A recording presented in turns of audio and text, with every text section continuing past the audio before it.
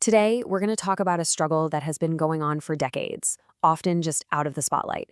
It's a powerful story of resistance, of a promise broken, and of a people's incredible fight for their homeland. This is the unfinished liberation of Western Sahara. Let's start with a number that just hits you. 50 years. That's half a century. I mean, for many people, that is an entire lifetime. And that's how long the Moroccan occupation of Western Sahara has been going on.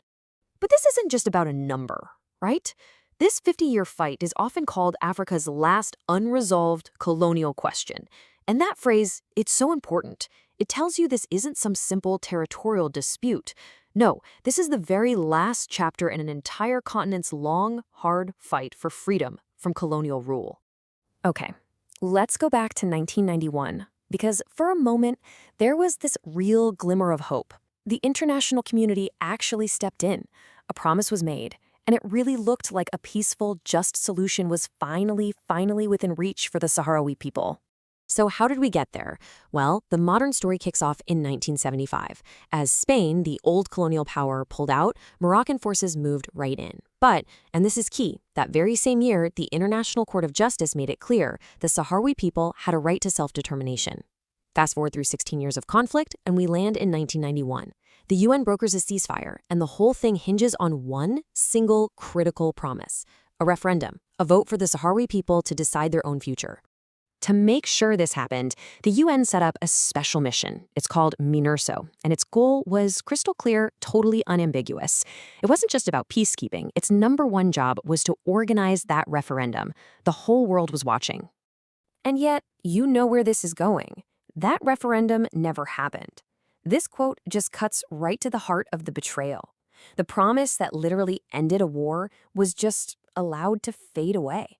And the international community, the very group that brokered the deal, well, it effectively just looked the other way. And this right here, this is the core of the failure. A modern UN peacekeeping mission is supposed to do things like protect civilians and monitor human rights. That's standard. But MINURSO is a shocking, glaring exception. It has no capacity to monitor human rights. Think about that. The one tool it needed most to protect the Sahrawi people was never even granted, leaving it almost powerless. So what's the real price of this broken promise, of this powerless international presence? Now we're going to shift from the political failure to the devastating, very real human cost for the Sahrawi people. The impact has just been catastrophic. We're talking about mass displacement, people forced into desert refugee camps for generations, families literally torn apart by a heavily mined separation wall. Anyone who supports self-determination risks arbitrary detention and prison. On top of all that, you have systematic discrimination and a deliberate policy of demographic engineering. That means moving Moroccan settlers into the territory to dilute the Sahrawi population, trying to make them a minority in their own homeland. And this quote, it gives a voice to that reality. From day one of the invasion, people had to run for their lives. That created this fractured population, split between those living under occupation and those who have lived for decades in refugee camps, often cut off from their own families by that wall. All of this leads to a pretty big question, right?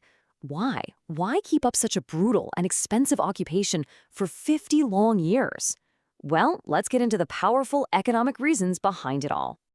So let's just boil it down to the central question. What is the main driver behind this occupation? What makes this seemingly empty stretch of desert so incredibly valuable to Morocco? Well, the answer lies in its incredible natural wealth.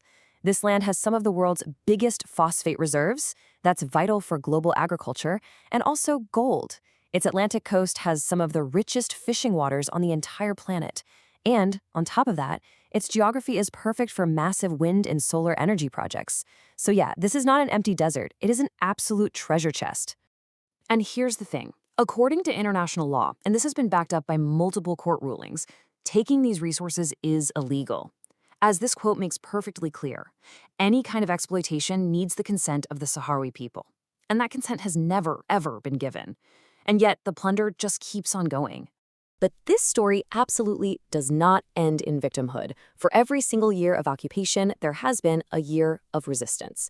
So we're going to end by focusing on the incredible, unbroken spirit of the Sahrawi people. You see, despite living as refugees or under occupation, the Sahrawi people have not just been waiting to be liberated. Led by the Polisario Front, which is their government in exile, they have been busy building their own state, with ministries, schools, social services. It's an amazing testament to their organization and their sheer determination. And through their 50-year struggle, they have learned a powerful lesson, one that really echoes with liberation movements all over the world. Freedom isn't something that's just gifted to you. It has to be won. It has to be won through organized, relentless struggle. And that brings us to our final thought here, a provocative idea that kind of reframes this whole story. Is Africa's project of decolonization truly finished while Western Sahara is still occupied? The answer to that question suggests that this isn't just about one people's fight for one piece of land.